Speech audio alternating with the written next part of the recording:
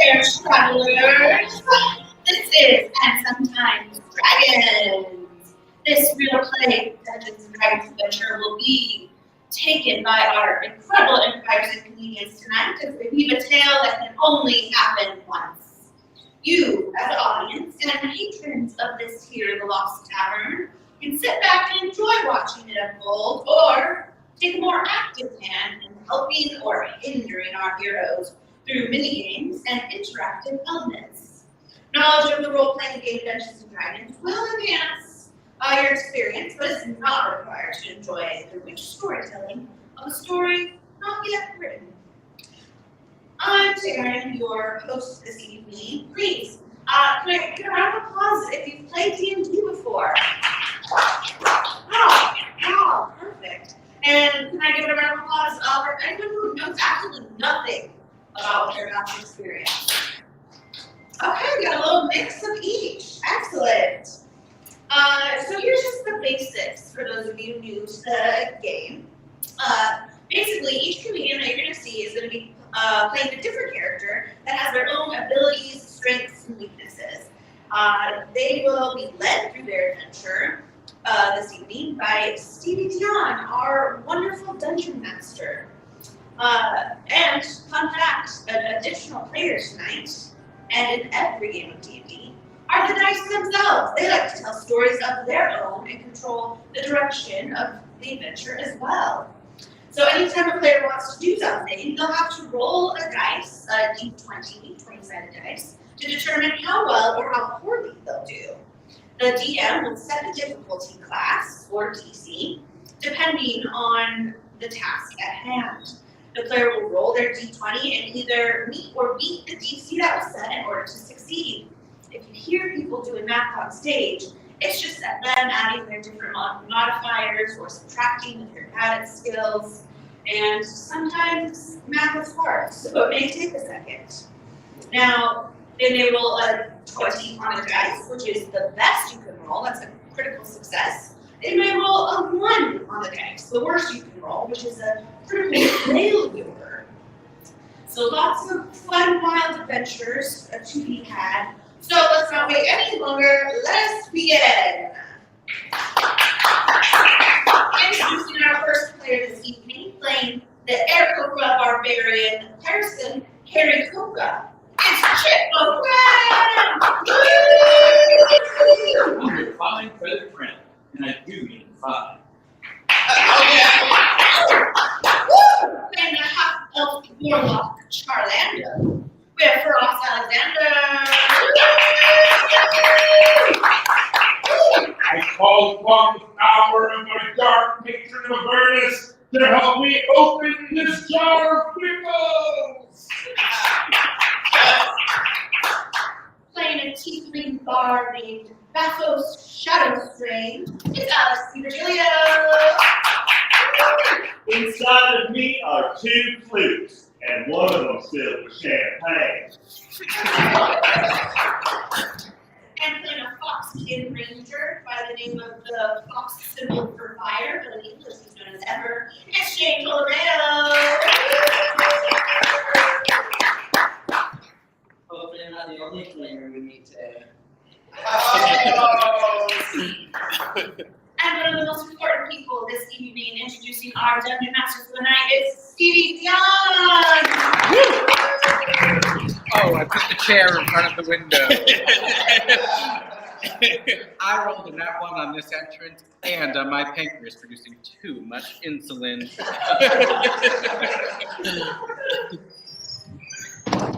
Hello! Yes, that's right. I did a type 2 diabetes joke, and I have the metformin backstage to prove it.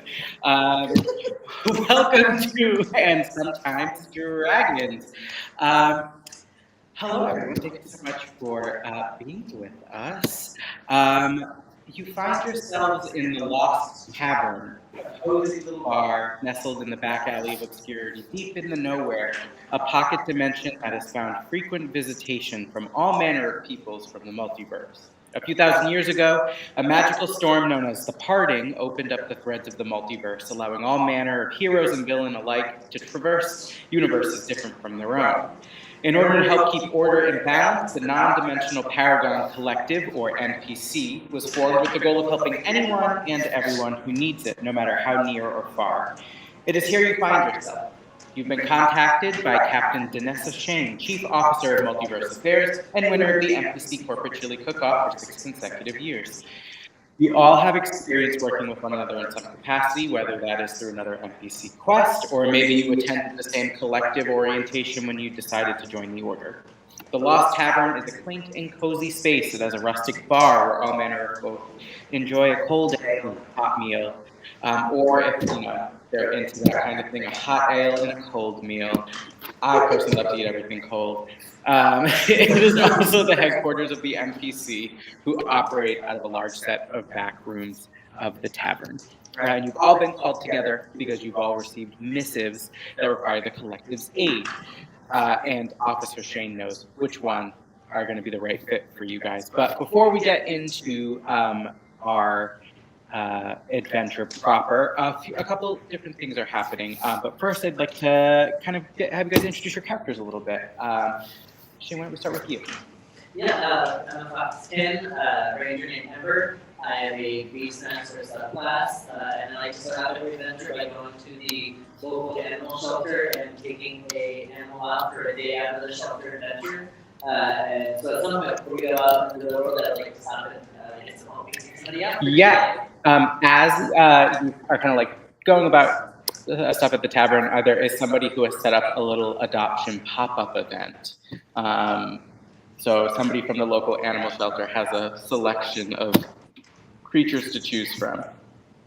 Fantastic. So right in front of me I see 3 different animals. I have an owl bear who his adoption card says he is people shy. Oh, you're looking for an animal? I Looking am. for pets to adopt? Hi. Yeah, let's just stay out of the shelter. I'm here specifically looking for some overlooked animals that might not get the same chance as other animals. Oh, we got so many of those. Yeah. I see a few of them. See this people shy owl bear. Yeah, it's a little baby owl bear, very cute, very scared. Okay. I see this dragonfly who's a little bit reactionary.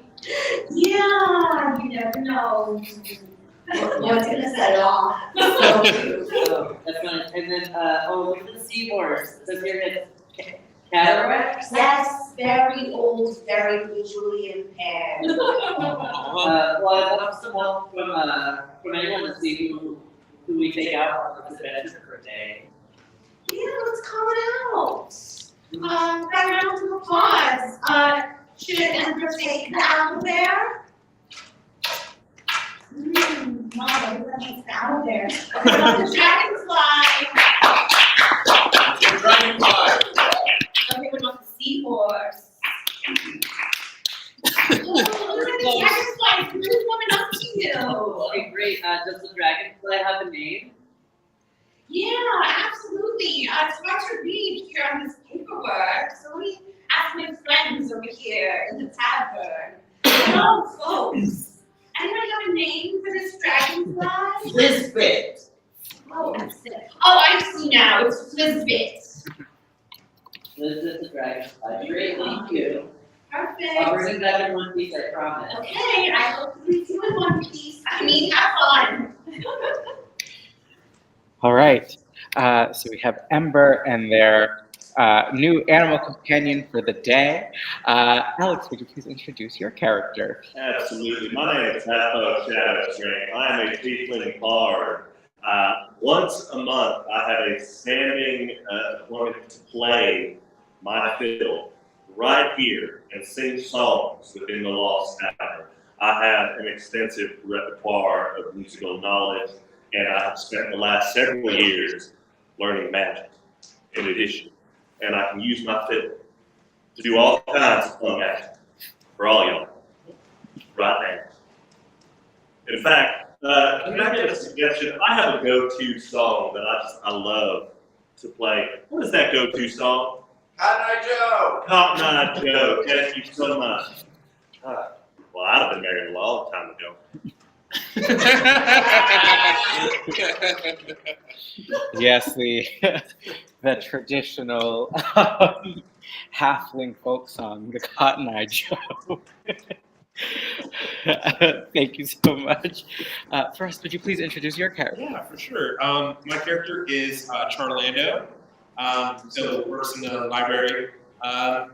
And to be honest, probably not qualified to be working in the library. So definitely believes that just magic and the dark arts that be used to pass any test or to get through any kind of difficulty. Do you imagine that Charlando's patron has to help him with his clerical duties as a librarian? Daily. Yeah. I used to work in a library, and let me tell you, shelving children's books is really the quickest way to use your job's mental health plans, because it truly, to the point where the librarian stopped me and was like, "How long have you been doing this?" And I was like, "An hour to go outside." But thank you so much. Chip, can you introduce your character, please? Hi, my name is Harrison Coker. You can call me Harry. I'm a salesman. I sell Hero Chow. It's the best food you can eat for your hero adventuring. It's actually I sell a subscription service more than the chow itself. But yeah, you wanna adventure to your feet, buy some Hero Chow. I got you. Amazing. And so you get called into the office of Officer Shane, and she's going, Taryn, could you, as Officer Shane, present our 3 adventures for the day? All right, you're looking for jobs today.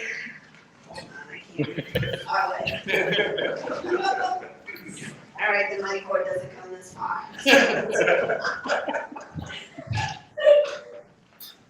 All right, we've got a royal plane, wanted, security escorts, and princess will pay. We got Dodo, in search of heroes to help me complete an ancient ritual. Meaning has an asterisk, photo included for scale, 2 more asterisks, photo not to scale. Help wanted. I know a place where you can find incredible riches. I just need help retrieving them. We'll negotiate payment. Must like locked spaces. This is what we got available for you. All right. And for this, we will need a member of the audience to help pick what adventure our party will go on today. I'm here. Yes. You over there. Yeah. Okay. Can we do the Dodo one? So once you it's like scale, not to scale. I love that shit. Perfect. This job actually was the best for you folks. Thank you so much. Let's do it. As the mission is selected, you get handed a handy-dandy NPC kit, which is going to include the following items. 5 gold. Don't spend it all in one place. 2 potions of healing, your handy-dandy NPC badge, and a heroic inspiration. So everyone has a heroic inspiration. We are playing with the 2024 rule set, so if anyone is not quite familiar with that rule set in particular, it doesn't work quite differently than the 2014 version did. It's just we re-roll a die and you take the result of the new roll. Once you use it, it's gone, but there might be things that allow you to clean it again through the adventure, or you may have a possibility that lets you do that.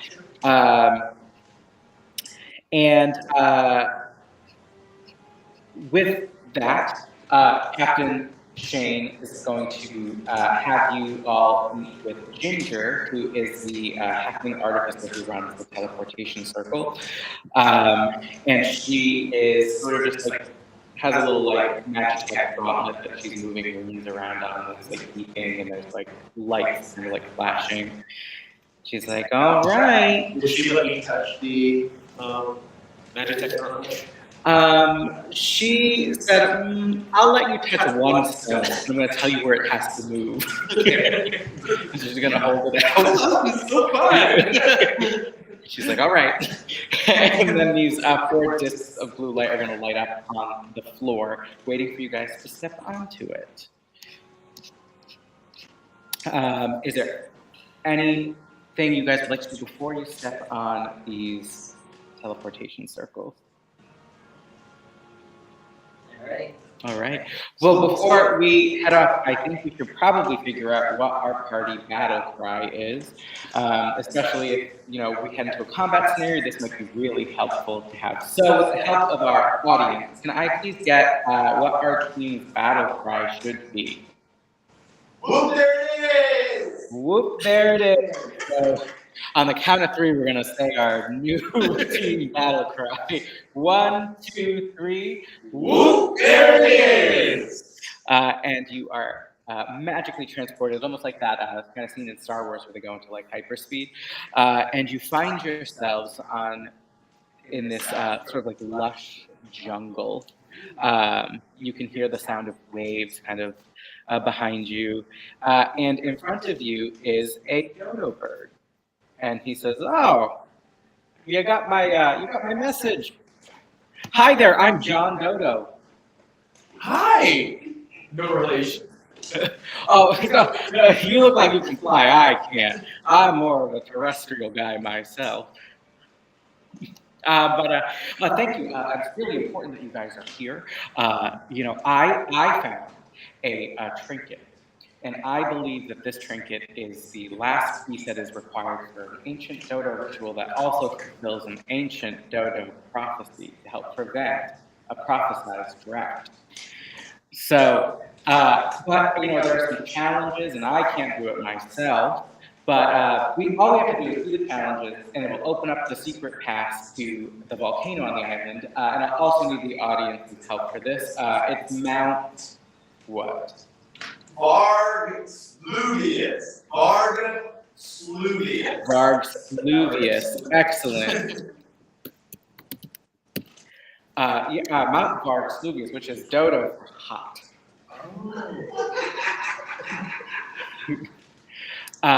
So, what do you say? You guys are in? Would you like a piece of corn? There's corn. I brought a little bit of corn. And I'm on an all-starch diet. I would love some corn. I think that means we're in. I think we're in. I think I'm not really kidding. And also, silly me, I have to tell you about this other item that's going to be really important. The helm of the dodo. Is it magic? It is. Someone will have to wear the helm of the dodo for each of the challenge zones that we'll need to do to open up the secret passage. And there are some things that everyone should know about the helm of the dodo. While wearing the item, all intelligence-based checks and abilities are rolled at disadvantage. It allows you to channel the energy to compete in the trial of the dodo stone. At the end of a trial, you would roll an intelligence saving throw, and also, it will allow you for one of the challenges to use an ability called Invoke the Flock, which is you are allowed to ask the audience for help on that particular trial.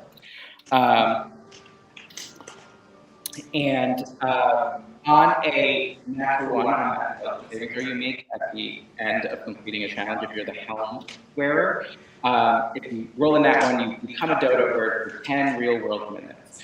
And then on a nat 20, something different happens. And also, I have to write this in my own notes. These effects don't impact the DM when they wear the hat.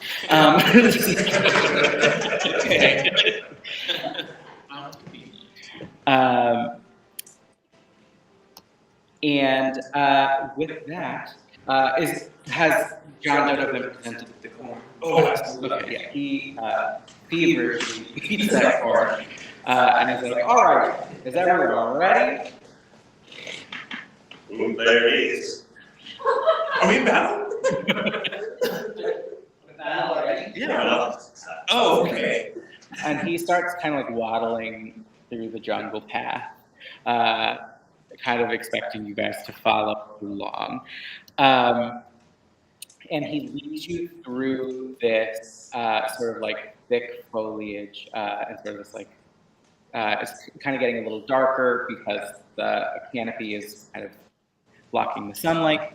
And he walks over to this stone pillar that is carved to look like a dodo bird. And this is the first of the dodo stone. Does somebody feel the call to be the helmet wearer? I want to admit to all of you, I think because you all know that I'm a librarian, you think I'm quite right. Truth is, all my life people have been telling me that I'm not that smart. But I really like this little guy, and I really want to help out. I'd love to try it out and be the person to do this. You think I can do it? I think you're playing smart. Oh, thank you so much. Always welcoming more to the flock's feathered friends, so join up. I'll do it. Right. So you'll wear the helm of the dodo. Honestly, it's a great look for you. Thank you. So just as a reminder, any intelligence-based checks and abilities will be made at disadvantage. I'm ready at a disadvantage. But this, as you wear it, these like runes sort of light up on this dodo statue. And John Dodo can read dodo, so he's translating. And he's like, well, this is the trivia stone. So there's going to be 3 questions about the dodo bird. And you're going to have to get them right for the challenge to pass. So, are we ready? Yay! All right, question 1. What island did the dodo bird thrive in prior to their extinction by the Dutch? A, Mauritius, B, Madagascar, or C, East Timor?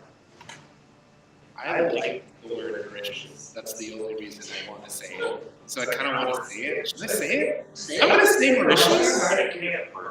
Mauritius. Mauritius is correct. And one of these, there's like a sort of like a gold sort of like collar on this stone, and one of the little gems lights up green to symbolize you got the question right. Question 2. What other species of flightless bird shared a similar fate to the dodo around the same time? A, the solitaire, B, the rhea, or C, the moa? This one's really hard. I think I've heard of any of those. This is a challenge. You can also invoke the flock. I apologize. So if you need help, or you think the audience might be able to help narrow. Oh, yeah. If the audience could help out with this one, I think this is the one. Yeah. I'm feeling the rhea. I don't know why, but that's what I'm feeling. That's what you're feeling? I legit don't know. Okay. What does the rest of the flock think? Yeah, Rhea? I'm down. I can get it fine. All right. No. Yeah. I'm very much a fan of trusting random strangers, so. Yeah. Let's do it then. Rhea. Gotta trust someone. The stone on the collar turns red and shatters. No. It was not Oh, gosh. It was the solitaire. Oh. And he says, all right, last question. Gosh, now This it's decides if we pass or fail the trial. Oh, no. Genetic science is interested in attempting to recreate the genetic structure of the dodo to try and bring it back. In order to do this, they plan on manipulating the genetic data of this Southeast Asian bird that is the closest living relative to the dodo bird today. A, the brown booby. B, the flesh-footed shearwater. Or C, the Nicobar pigeon. So, Ranger, you know a lot about animals. I do, but I don't know a lot about the movie. The booby. I'll let you roll a nature check at advantage, and then depending on how you roll, I will remove a wrong answer. Advantage, great. That's the next one. Great. The brown booby is not a correct answer. So it's either the flesh-footed shearwater or the Nicobar pigeon. I did my part, so I'm really interested in what the other two have to say. I don't think the pigeons are very close to. Shearwater? Yeah. I'm feeling it. Yeah. Flesh-footed sounds kind of silly. And that's all I'm going to I'm going to say with the nat 20, That doesn't seem right to you.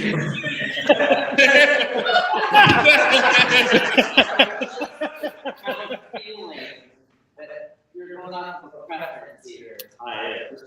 Okay, yeah. Use flash. The other one, the pigeon. It lights up green. It was the pigeon. The Nicobar pigeon is the closest living relative to the dodo bird, and genetic scientists think that they might be able to bring them back by sequencing their DNA. Clearly, we've learned nothing from Jurassic Park. But as this is considered a trial success, this beacon of light shoots up into the sky from the statue. And off, even in the distance, you can kind of see this sort of like pulsing light that's leading you to the next stone. The trial is over, so I will ask you to roll an intelligence saving throw, and it will be at disadvantage. We're essentially just looking to see if you roll a nat 1 or a nat 20.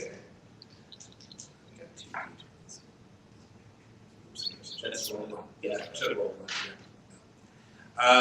7. And then you roll another, and then just if there's something lower than Oh, 4. Yep. Okay. So nothing happens into a dodo, but nothing else happens either. I know this is a part of your culture, but when this is all said and done, may I be able to take this up with me? As well, if the prophecy is complete, you can take whatever you want. I like it. I love being a dodo prophet. And then he's guiding you along through the jungle again towards the next stone. It takes maybe like 30 minutes to go through the brush and sort of come up to a clearing, and there's another stone. And as you step forward, you have the opportunity to pass the helm if you would like. Anyone else like? Do we know prior to this? Do we know what type of trial this will be? Yes, the room sort of lit up, and John Dodo says, "Oh, it's the combat stone." I can take this one. Okay, You're looking at Harrison. I will choose one. Yeah. All right.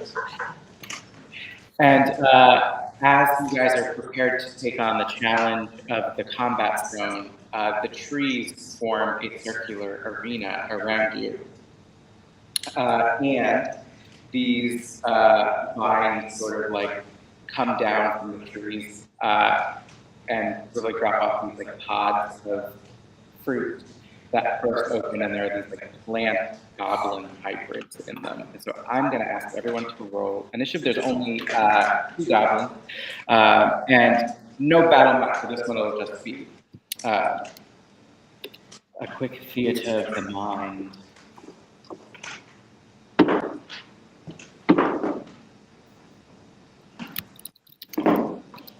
All right. I can see initiative. 16. All right. 8. 9. All right. So first up will be these goblins are about 30 feet away from the party. Yell, hey, do we have to fight? Are you cool about this? We just like not do this? Charm them a little bit? They just go. I really don't like the idea of hurting anyone, so I'm gonna just do like a little. I'm gonna summon my dark pact, Book of Shadows energy, and I will send a cosmic blast of eldritch energy at their feet. All right. Yeah. Kind of like wrapping them up. Oh yeah. The warlock river shooting a gun in the air. Yeah, basically, yeah. Be like, just wait until I can fire 2 of these things in one roll. All right. Anything else movement-wise, bonus action? I'll try to move to the outer back of the area. Not Okay. Perfect. And so next up will be one of the goblins. They are going to just take out their short bow, and I'm going to actually see how intimidated they are by what just happened. Yeah, okay. So they're actually going to fire at Harrison with their short bow. I imagine a 12 doesn't hit. No, AC 14. Okay, perfect. So he's gonna Oh, yeah. miss. I got free samples at this thing.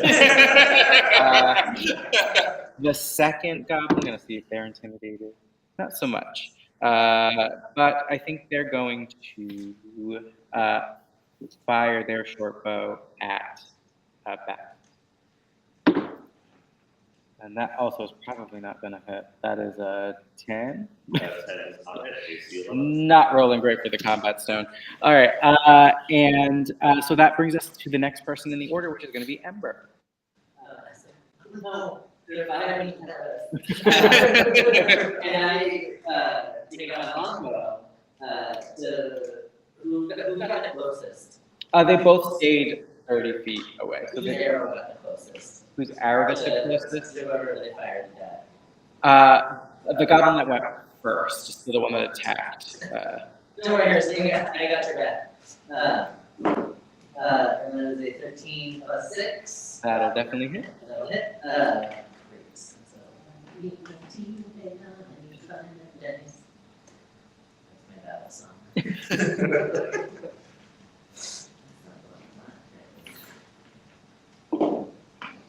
That is 6 plus 2, so 8.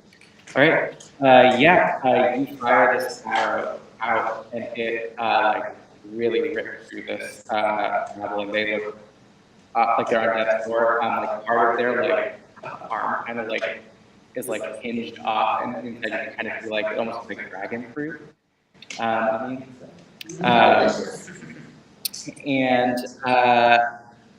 Any bonus action? No. And so then next will be Harrison. All right. So he's like, all right, if that's the way it's gonna be. Takes off his suit jacket, throws it on the ground, and his wings spread, and he rushes in flight mode, which I think is 50 feet. Okay. We'll get into melee range and he gets really mad and goes, "You didn't need to do this. We could have been sales partners." And then he gets rage, which I will check on his logs.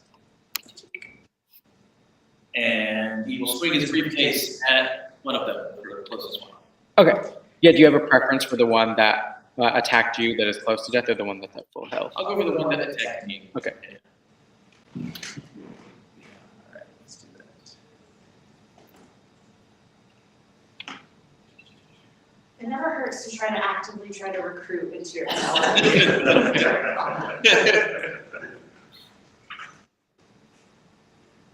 That's a 23 to hit. That'll hit. Quiet. Alright. So that is going to be 12 damage. All right. Yeah. This thing, you swing your briefcase at it, and it just bursts into a bunch of chopped fruit, essentially. Taste it, see if it's good. Get that out there. And also, John Dodo is very impressed seeing you fly. He's like, people can do that? And that will bring us to Beth. So one of these storyverse, there's one that is very limited. No, one at full health. One at full health, perfect. If that's the case, I'm gonna bust out in the middle. Starts off, I'm going to use my poison spray. And 21 to hit. That'll certainly hit. And 8 for damage. All right, yeah. Looking Poison.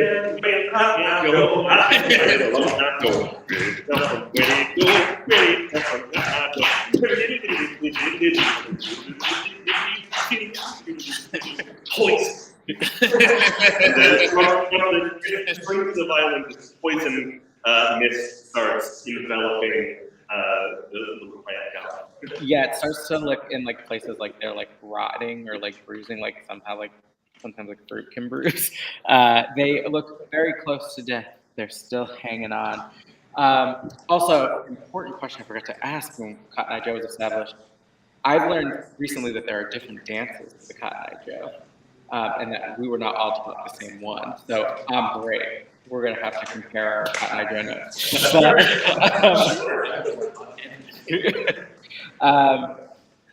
And so that's going to bring us back to the top of the order, unless you have a bonus action or movement.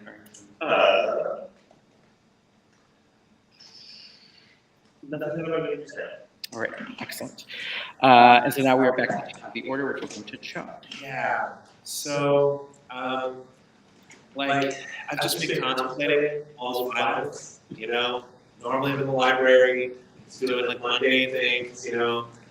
I thought it'd be fun to go out on this adventure. I didn't think I'd see a goblin die.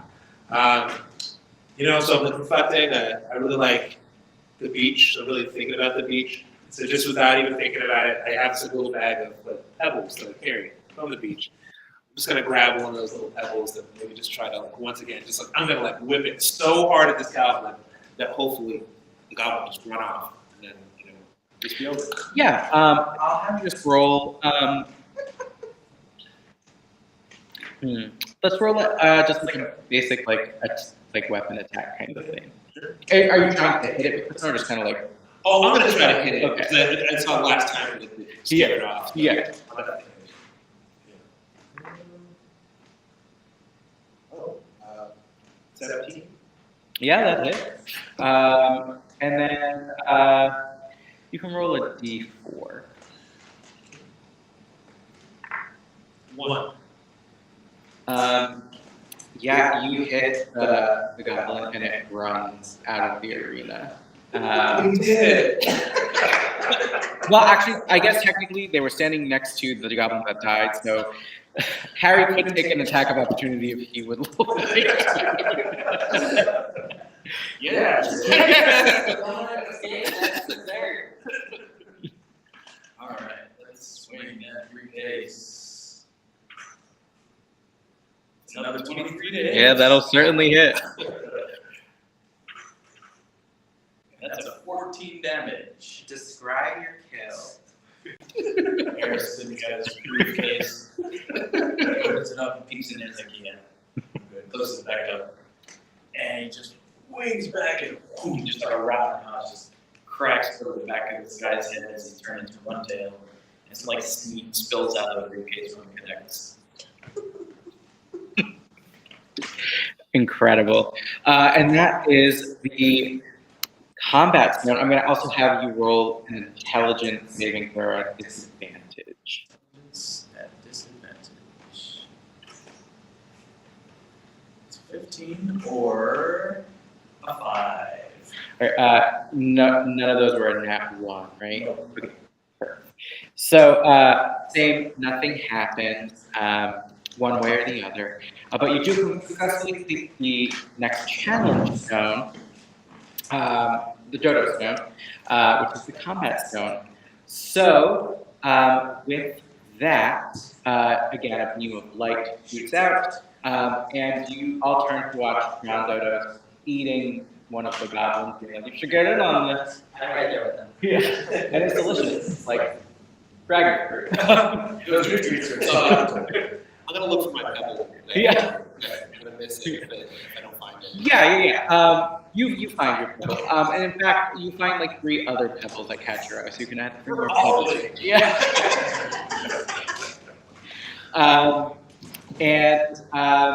Then you get led over to the last of the 3 stones. Again, a little bit of a ways through the jungle, but this is sort of like opening up. It's less trees. You can kind of see this volcano in the distance.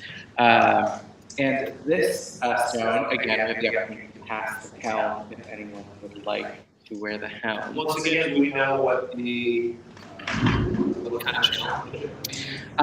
This, John Dodo's like, oh, this is called the challenge stone. You're gonna have to play a game. Okay. One game. It all interesting to me.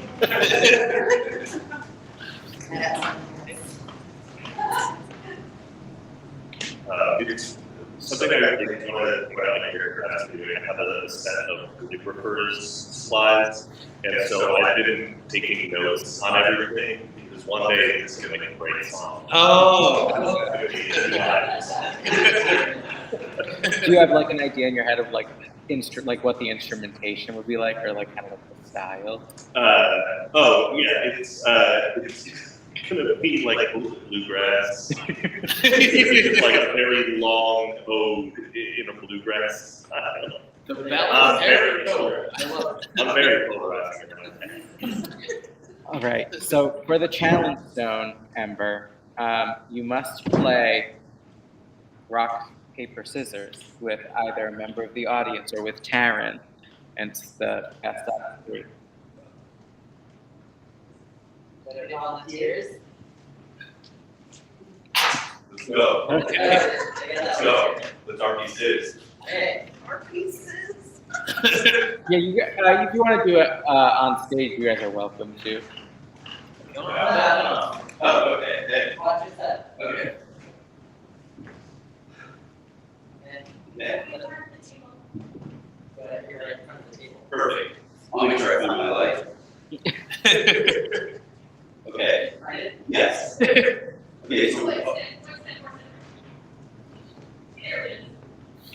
So it's rock, paper, scissors, and how shoot we go? Yes. Master. Yes, so- rock, paper, scissors, shoot. That's good. Okay. Rock, paper, scissors, shoot. Boom. I lost one, everybody. I'm so sorry. I still believe in you.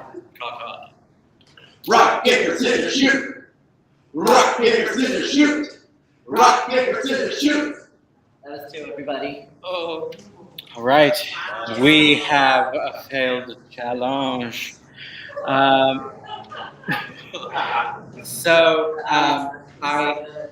unfortunately, Ember, you will take 4 points of psychic damage, and you must do your best Dodo bird impression.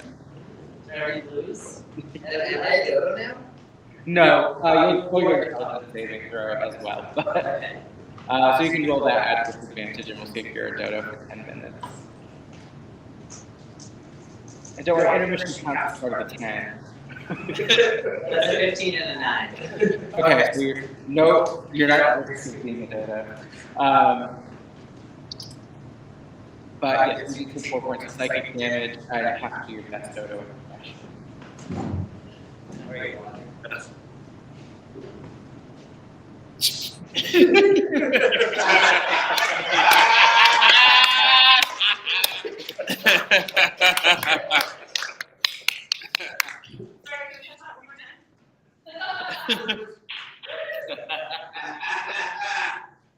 It does look vaguely inappropriate for the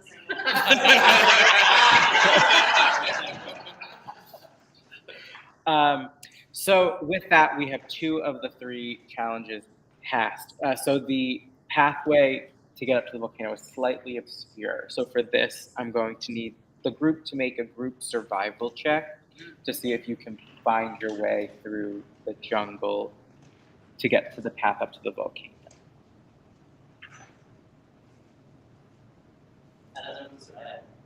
Not good. It could be better. Oh, I rolled rolled an 18. I've also got an 18. I got it. Okay, well, with 2 18s, there's a group success.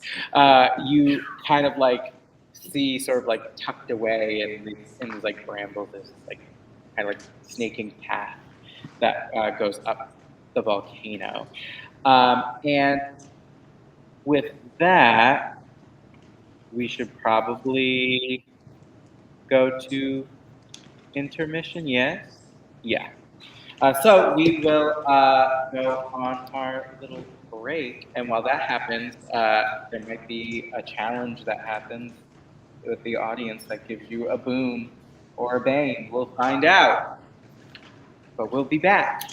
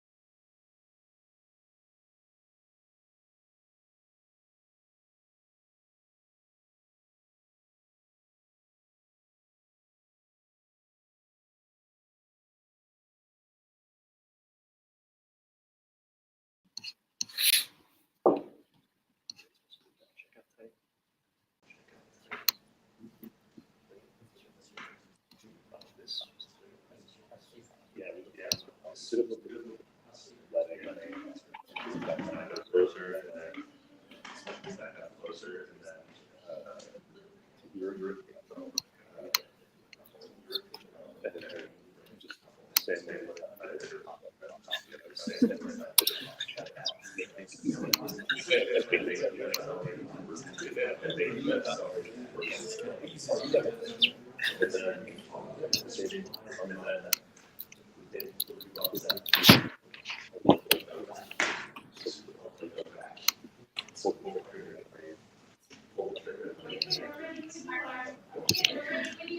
All right, we're back.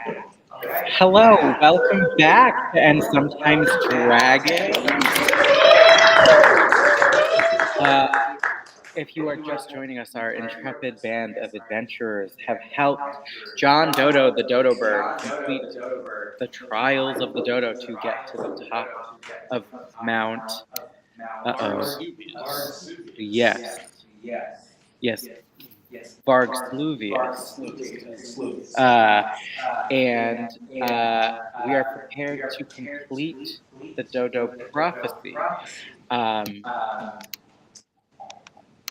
As you guys are heading up the volcano, John is just kind of like waddling along. He's like really proud because he knows he's about to like change the fate of Dodo kind forever. And you get to the top of the volcano, and I'm going to share my screen, I think. Let's see. I understand. Let's proceed. Sorry, I was just reading the pop-out out loud, which is not helpful. And I think... let me get rid of Say quietly to the group outside of John's earshot, I think after all of this, we should all go out and get a drink with John Dodo. See if we can try to have a friendship. What do you all think? Well, I mean, I already feel like one of his own, personally, Sure. through my actions. Yes. So it'd be hard to say no to that. Would any of you like to buy a subscription to my Master Absolutely Challenge? matters. Knock it off. And as you get to the top of this volcano, you notice something's a little strange. You notice there's a giant nest, and in it are 3 giant eagles. Where's the echo? Sorry. I know I can hear my voice, Sorry. Okay. and this is the only time I say silence for your voices. I don't want to hear my own.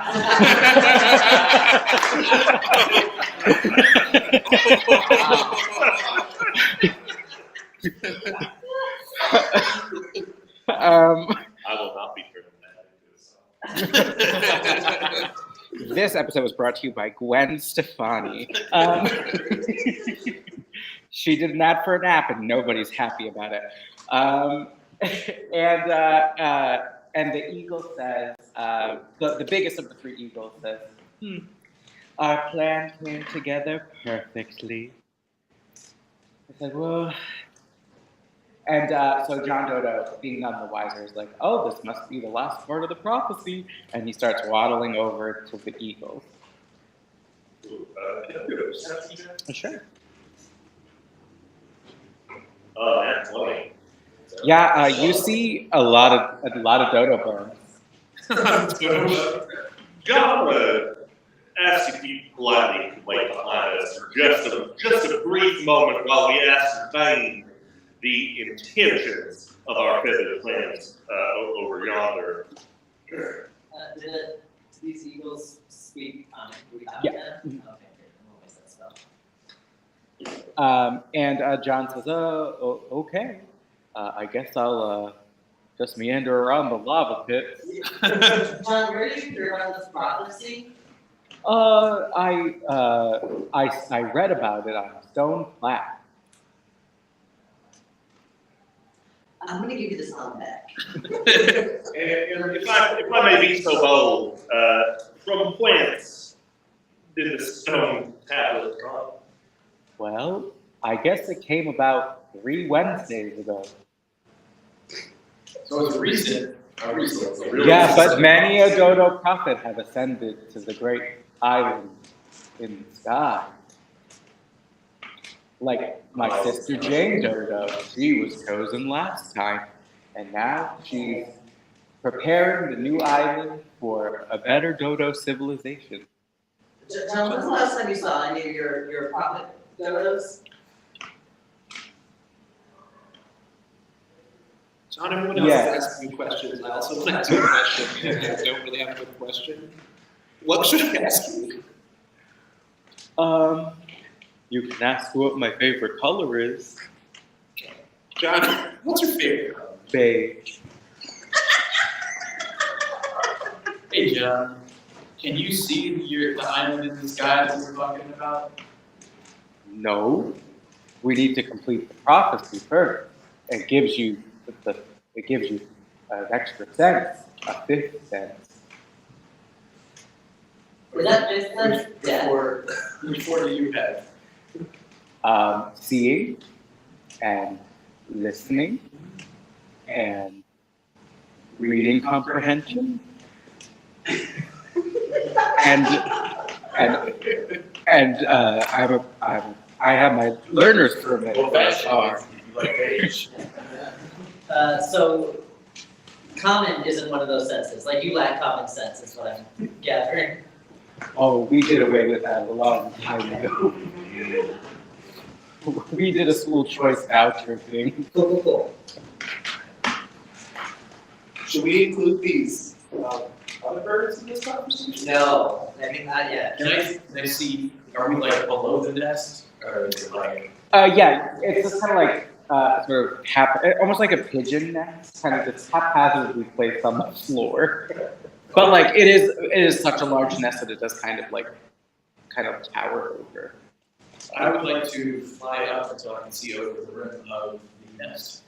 So you fly up and you see the 3 eagles. One is much larger than the other 2, so you kind of get the idea that 2 of them are maybe younger. And then the other one is probably their mother. And there are a couple of eggs in the nest as well. Okay. I fly a little bit closer and I call down, Mother Eagle, can I interest you in a subscription service to feed your children? Is it nutritionally sound? It is the best nutrition for any living thing. My youngest is on keto. Is there a keto option? Sure. I'm gonna roll deception on that. Because I'm bullshit. No way. I would like to also add a bardic inspiration to your deception. What does that do? So you are just inspired, and if you complete something, you can add, I think, 1d6 roll to that. Let's find out.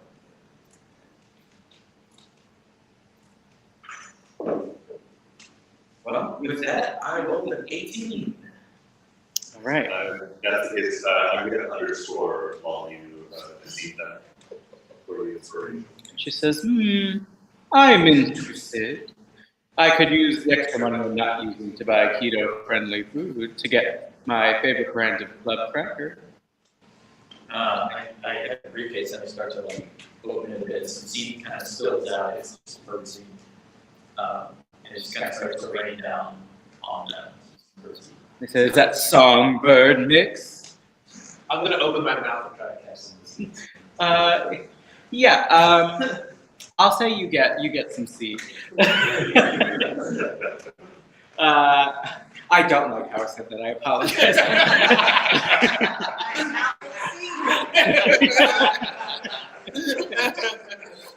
Do it again. It absolutely is like just a bag of songbird mix that's like stuffed in the box and it's like cracker. The 2 younger eagles are going to fly down to try to eat some of the seed. And she says, okay, we'll deal with business after. I need the dodo. This one? Well, I think we might be asking the same question. For what? For dinner, obviously. For dinner? Yes. See, it's a tradition. Giant eagles and dodos, we have a little dinner on the caldera of the volcano. In a way, it is an open air dinner. What does the dodo get to eat? Well, usually the dodos are nice, but the eagles eat first. John, get behind Elizabeth. I would like to roll insight.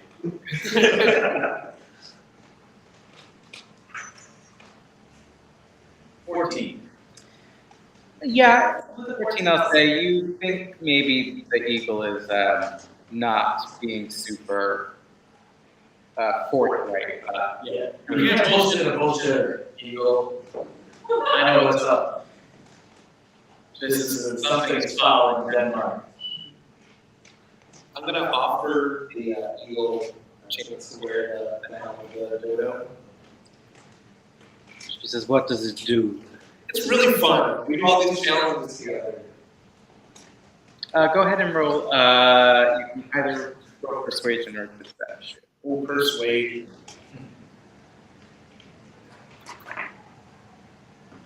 Oh yeah.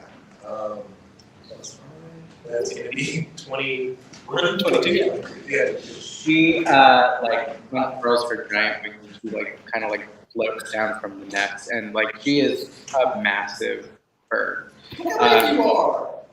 Let's get that way. The Got Milk campaign really did wonders on the island. And she kind of puts her head down for you with the helm on.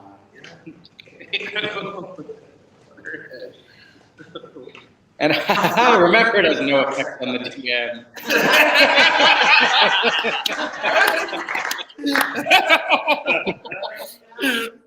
How about you will roll her intelligence checks at disadvantage? And she says, all right, I'm wearing your silly little hat, and now it is time for us to have dinner. How old are the children?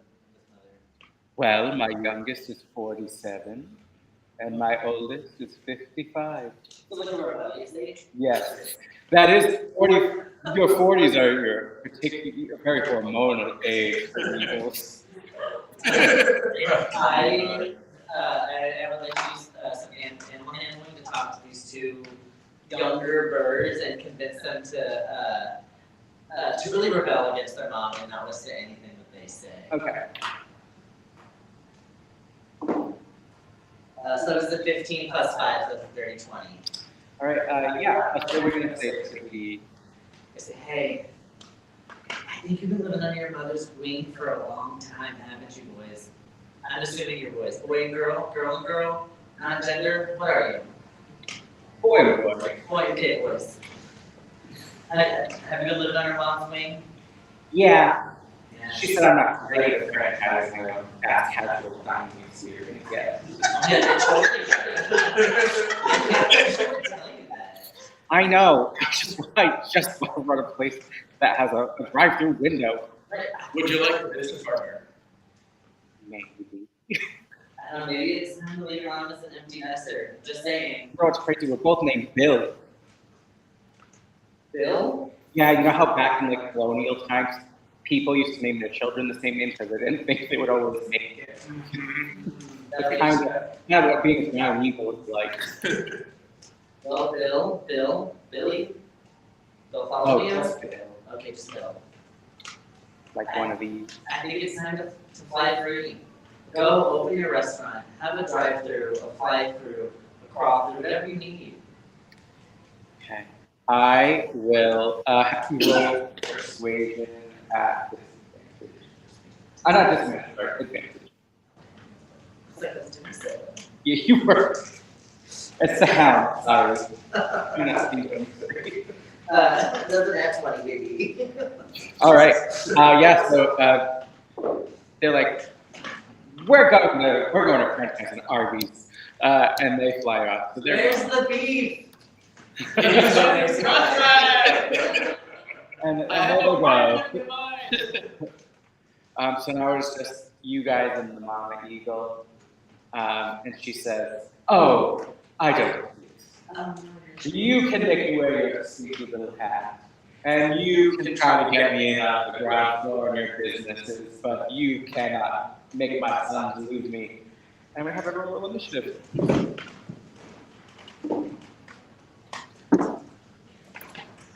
And these are going to be our stand-ins. It's hard to see, but this little section here, that's you guys. All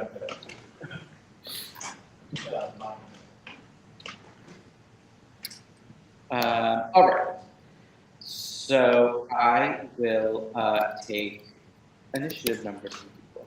15. 5. 13. All right. So leading the initiative order here is going to be, and you are this jaunty little guy with a hat. What's that distance about? So you guys are currently, let's see, 5, 10, 15, 20, 25. You're about 30 feet from the dragon. She's moved back to the next. Well, I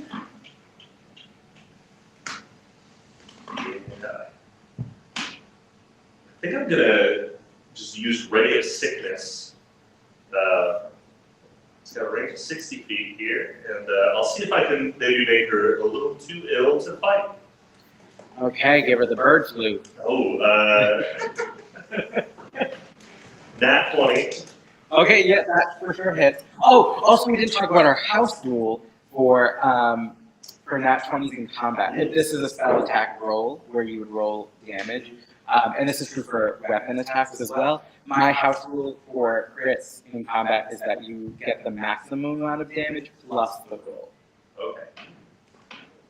Suck her up. So, 19. Amazing. What does it look like when you cast your ray of sickness? Excellent. So I put the fiddle back, and I bust out my flute. Whoa. And I played just a real quick.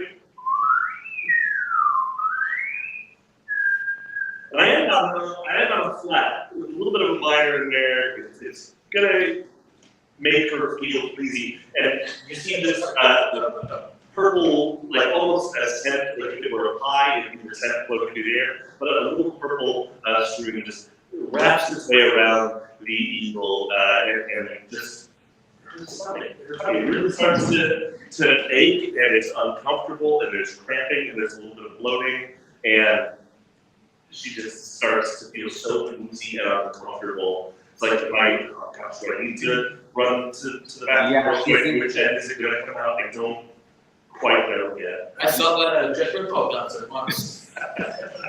She's really regretting being an animal that doesn't have a sphincter. Oh,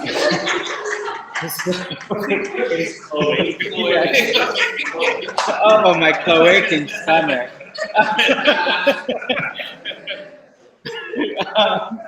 Incredible. So 19 points of damage. What kind of damage is it? It is, check this. Poison damage? Yes, and it has the poison condition until the end of my next turn. Incredible. So that means that she has advantage on attack rolls and ability checks until your next turn. And so, would any kind of movement, anything like that? I know token-wise everyone's facing away from the eagle. I guess I can turn everybody around. I'm going to stay where I am. I'm going to keep. Actually, I might. No, I'm going to stay where I am. I'm going to leave myself there. Wow, the token I picked for default for you, Harrison, really blends into the terrain. I'm sorry. All right. And with that, we're going to go to the next person in the initiative, which is Ember with Harrison on deck. Great. First of all, Malphus, if she tries to feed me, I'm pissed at you. And I take out my longbow to fire one nice arrow straight at her face. That's probably not gonna hit. That's only a 9. It's only a 9.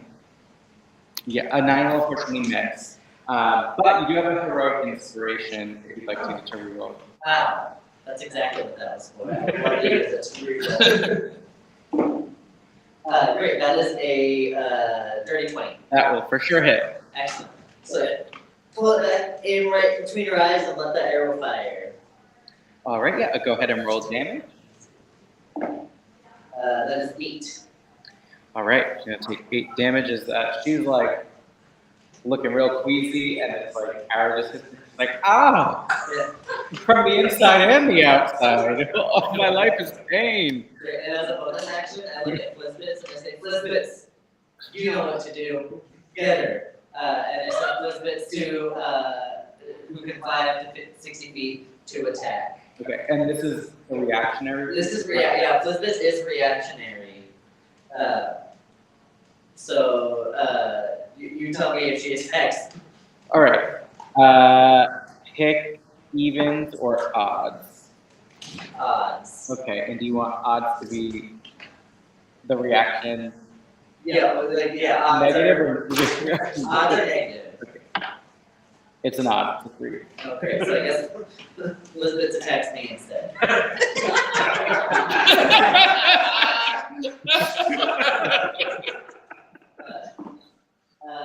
That's an 11 plus 3, which is a 14. My AC is 14. Okay, so 14 is oh no, yeah, so it hits. If it meets it, yep. Elizabeth says absolutely not. It gets me instead.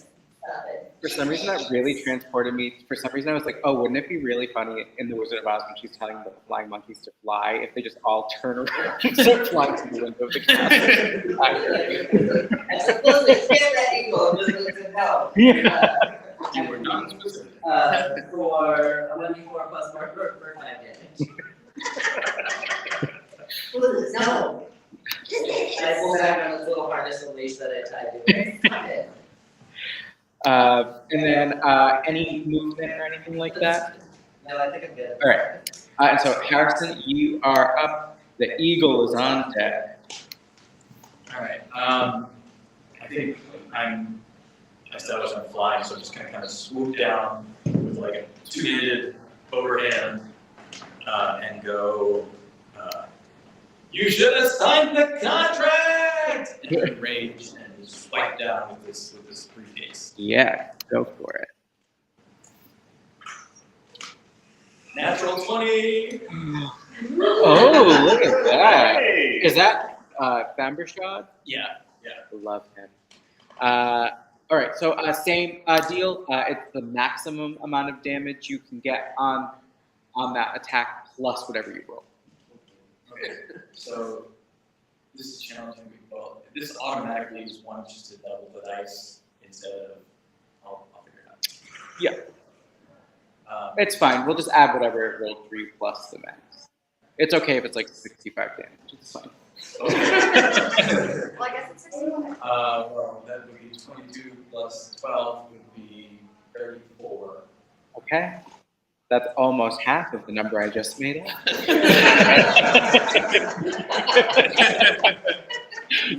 I have a theater degree, so that's going to be very wrong. An incredible attack. This eagle looks really fucked up. But it is going to be her turn. So she is going to attack you, but she has disadvantage because of the ray of sickness. So that is going to be a 15 on the first attack. She has multiple attacks. So the first attack would be a 15 on you. Yeah, 15 hits. Okay. I have a reaction, and I can use cutting words to subtract the roll of 1d6 from a successful attack roll. And it's a 6. What do you say to her? What are your cutting orders? Let's see here. You know, for a giant eagle, I really thought you could have more of a plan instead of just sitting up here winging it. And she goes, you dare use puns against me, I'm a mother.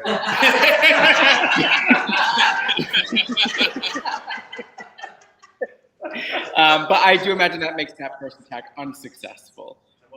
It was 15 minus 6. Yeah. But she does get multi-attack. She's gonna try again, and she's not gonna do it with a 9. So she's like, I can't believe. She's like eternally monologue. I can't believe you said that to me. I'm pulling the top letter, I'm swooping and human and arrow. Yeah. She's like trying to, she's like beating her wings. And we go over to Orlando. Yeah, so like a big thought bubble, with everything that's gone on so far in the adventure, like goblins, and big eagles, and eagles equal not good with a dodo, and so I guess I gotta do something, and that stone, the pebble that I threw before was very, very effective. But I added some magic to it, so I'm going to do these magic stones. So I'm going to imbue 3 pebbles with my eldritch energy. So I pull the pebbles out of my bag and say some, and a very, very dark incantation, and they light up with black flame. And I'm going to toss one. Yeah, go ahead and roll your attack. Oh, yeah. So that was that's gonna be 21. Oh yeah, that'll hit. Great. So that'd be 1d6.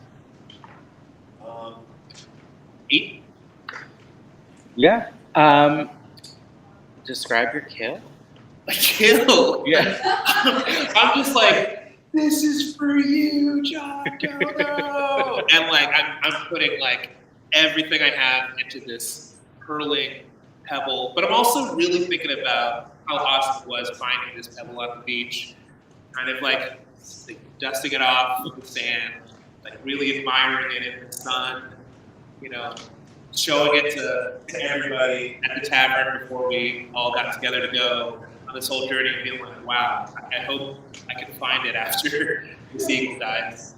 Yeah, you toss it and it hits the eagle, and she erupts in this dark flame, and lands back in the neck of a perfectly cooked rotisserie chicken.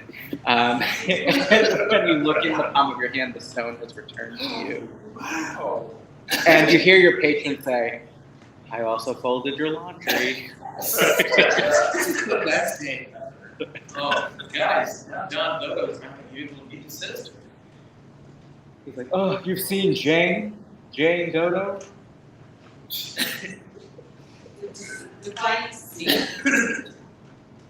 think that might be her. Or my mom, Malarkey Dodo? Who was a bard. John, I think we're waiting for you that call. You're probably right. Right. He goes, Yeah. What day is it? Wednesday. Oh, I'm late for my shift. He starts to waddle down. Wait, do you want to exchange information? Oh, I have to give you your payment. And he waddles back up. And he's like, oh, I have to then home. And he turns around and starts waddling back down. And you'll have to follow him to the Dodo village.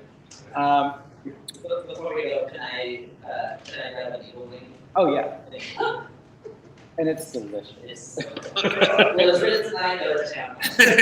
I'm gonna say, I barf a little in my mouth. You know what? When you show up for a gig, you never turn down free food. I'm gonna snag a leg. They're undercutting my business! Well, I'm gonna ask Harrison Coker about some of those seeds. I actually really like them. Oh, yeah, you wanna get in on this? All right, we can set you up with a 12-month subscription. Can it be 24 months? Absolutely. Pull that circles it. And with that, you guys will make your way back to the Dodo Village. Wait, guys. On 3. Oh, right, your battle cry. 3. Whoop! There it is! And one show I'll remember, I asked people to give me that information. But that's been our show. Thank you so much for joining us. Thank you so much to our incredible team of heroes. You have successfully completed your mission. You are successfully teleported back to the Lost Tavern. We have our next show next week on the 17th. I don't know why I drew a blank there for mid-sentence, but yes, on the 17th at 7 p.m. Feel free to join us in person at Malarkey, which is at the IO Theater in Chicago, or join us on Twitch or YouTube. Thank you so much for joining us, and I hope next week I don't have a cold sore.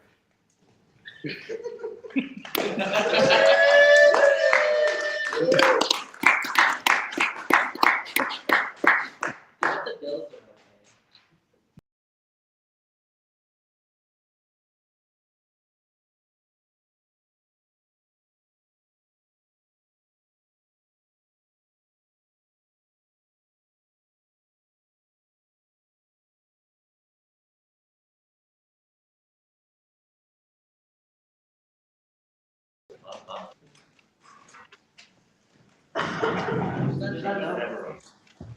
Can you specifically make the works?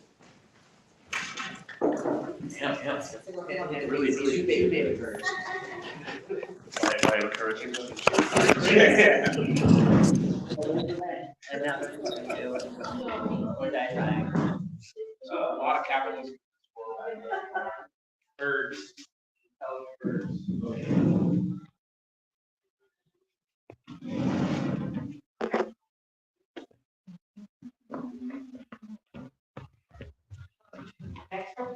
Really well.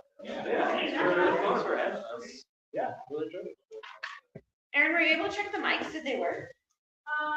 They worked a little bit. We've got some, other ideas. Steve had a really good idea for a different camera setup that I think is gonna really help change the problem. Oh, sick.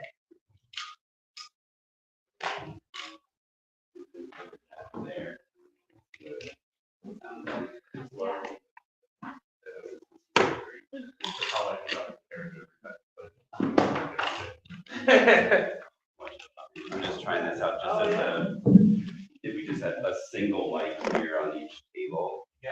What that would do. Yeah, and just like project normally. Or whatever people like project. Testing 1, 2, microphone. You see good levels on the soundboard coming in on the first yellow one? I rolled the dice and it was a 2. Yeah. A priest and a mom and a rabbit walk into a bar, and the rabbit says, "I think I'm a typo." Are you picking it up a little bit? Yeah, I bet the game's really low on this. They have to be up on it. Okay. Yeah. It doesn't really go. Okay, those were the just quick. Are you welcome? I expected not. Don't worry, I'm gonna get you dollars for it. But for next time, what we're gonna try is, we'll have the cameras here and there. So one, we got a way better close sort of view of the tables, but also the microphones are gonna be further apart, which means we probably won't get that terrible feedback. Yeah. And also, they'll just be closer, so that the volume will be better. So, we'll try it. We're figuring it out. I would, love to have you guys still be down to come back and play when we're running the show for real. Yeah. Yeah? Yeah, absolutely. Great. I love getting invited back. Yeah, no, this was great. And One thing I think you guys did really well that the previous groups didn't do as much of was like really getting descriptive, which is so helpful, you know. It was a good note at the top. Yeah. The other groups they were very good at being hyper focused on like this thing. You know? So like Simon, every single thing that like was filtered through Simon's character Booze was corny. Like everything. It was super helpful. All right, I'm gonna take off. Good night, everybody. Good night. Good night, Thank you. Really well. The late on the adventure is great too. I parsed it down. Because we started late, Late, but yeah, that was I great. moved stuff around and Cool.